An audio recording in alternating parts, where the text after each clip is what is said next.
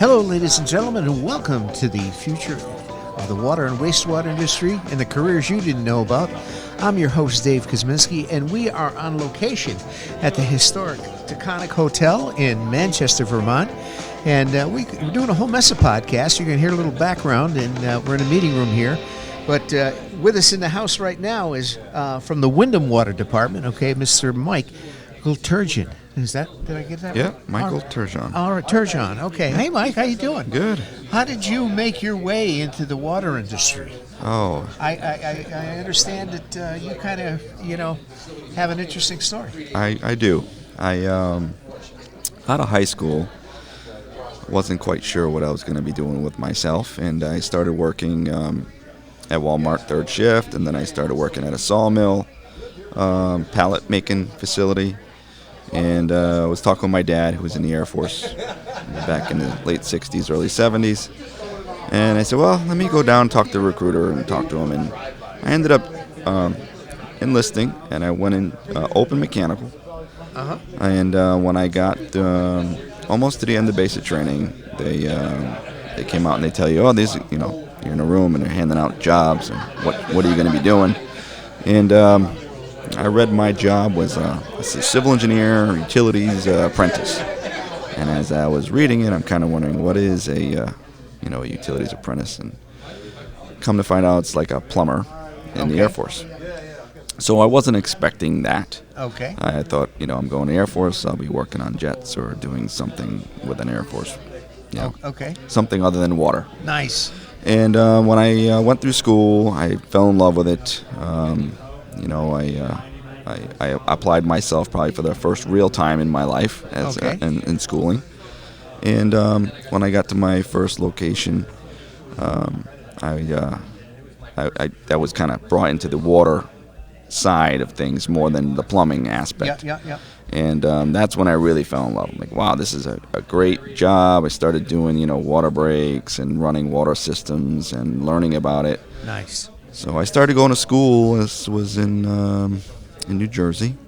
I started going to school in an adult education after hours type thing. You had to do an introduction to water, wastewater, and then I took an advanced course. And so by the time I got out of the active duty field, I already had a water license in New Jersey. Nice. And that's kind of how I started getting into the field. Nice. Now, your water license in New Jersey now, was that a Class 2, Class 4, or what? It was, I got a Class 1 treatment and a Class 1 distribution at the time. Okay, all right. And then I moved from there. I went down to Florida for a couple of years, and I worked up to a Class A in Florida, which I started working at the Daytona Beach water treatment plant. Oh, okay. So I worked there for a couple of years. And then I transferred I moved back home to Connecticut area. Okay. Massachusetts, actually, for a little bit. And did some small system operations and some piloting things and did a bunch of little things, worked for a couple different places. And then I ended up working for, it was American Water out in Thomaston for Waterbury's plant. Okay, all right. I worked there for a short time. Uh-huh. And I went over and took over at CVH, and I worked there for 10 years. I ran CVH system for about 10 years. And then I left there and took over at Windham. And, throughout my time, I've just kept going to school, got my bachelor's degree, and, and that's how I made it my career. And I wouldn't... Any regrets at that? No. I just retired from the reserves after 24 years, and well, thank you for your service. Yeah, I wouldn't have got here if it wasn't for the Air Force putting me in this role. Wow. So that's the amazing part, and basically any service that was your what they call an MOS. Yep. Okay. Or AFSC, we call it, Air Force Specialty. Okay. Yep. My son was in the Army, and he was, but he the same thing. He graduated from Berkeley College of Music, and they recruited him right out of college, as an Army bandsman. And again, he spent 8 years active toured all over Europe, Amsterdam, spent a year in Iraq, and then came back and was in the States out in Arizona, and now he's a music teacher. So but there's a lot of pros and of the availability that the services have to offer. Yes. So forth. That's great. So, so are you originally from Connecticut? I am. Yep.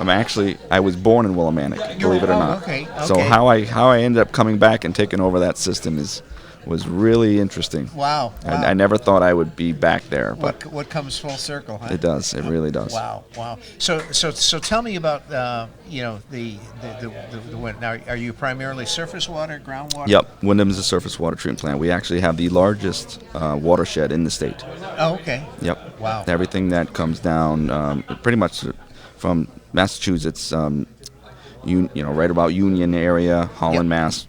Everything comes down from that way. Everything that goes into the Mansfield Hollow Dam goes right by us. Okay, nice. Yep. So that's how many personnel do you have at the treatment plant? We have 15 right now. Okay, now we're looking for one. We're looking for an operator. Now, do you run 3 shifts or do you run Nope, 2 shifts? one shift. One shift. Yep. Okay. SCADA controls most of it. Okay. You got the alarms and everything Yep. to protect everything. Yep. So now, what do you use for disinfection? Do you use UV or do you use?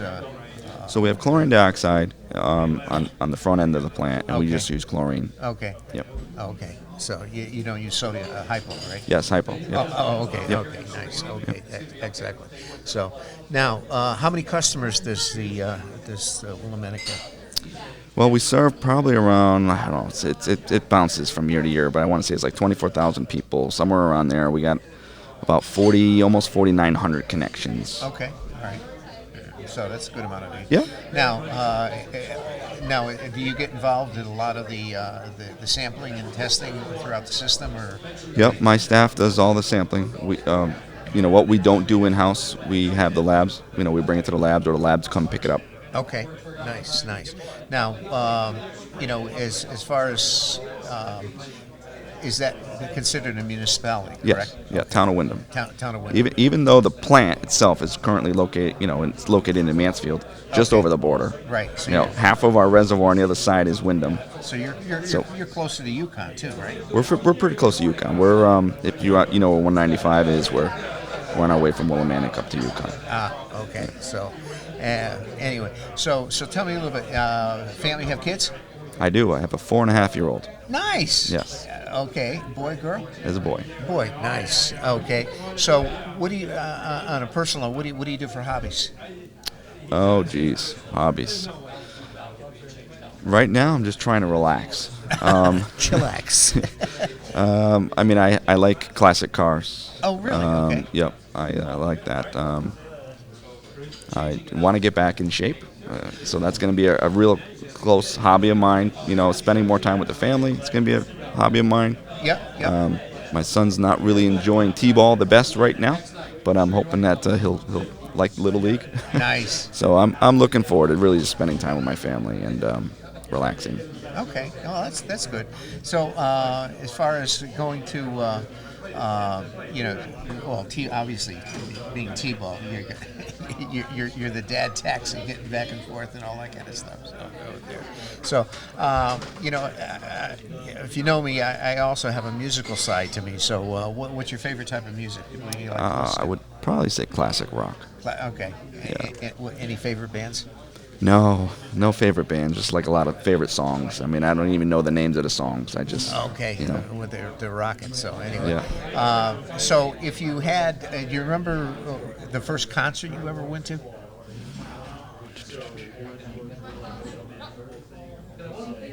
Might have been Metallica, I think. Oh, that might have been my first, probably my only concert. I think I've only been to a few. Well, that's all right. Yeah, I haven't been to many. No, I went to a country concert once. Jason Aldean. Okay, there you go, country. That does it all. Okay, now I get to the Desert Island albums. Okay. If you got stuck on a desert island, what kind of music? What albums would you bring to listen to? If I was stuck alone, probably something that would relax me. Relax you. Okay. I don't know. Yeah. probably a mix of different albums, I guess, yeah. Nice. Okay, if you got stuck on it, what would be your desert island food that you could eat every day? Oh, man. Every day. I mean, you'd get sick of something every day, so I don't know. You know. I couldn't even tell you. Maybe pizza. Maybe. Pizza's high on the list. Yeah. Pizza's pizza, tacos, and surprisingly sushi is. I ask people, okay, what is sushi? So anyway, but that's cool. So anyway. Okay. All right, Mike. Thanks for coming on, man. I appreciate it. Take care. We can go from there. So. All right, ladies and gentlemen, that concludes this episode of the future of the water and wastewater industry and the careers you did not know about. And we have from the Windham Water Department, Mr. Michael Turgeon, who is an operator for the superintendent at the Windham Water Department. So thanks, Mike, for coming on. And again, we are live here at the Taconic Hotel on location in Manchester, Vermont. So stay tuned for our next episode.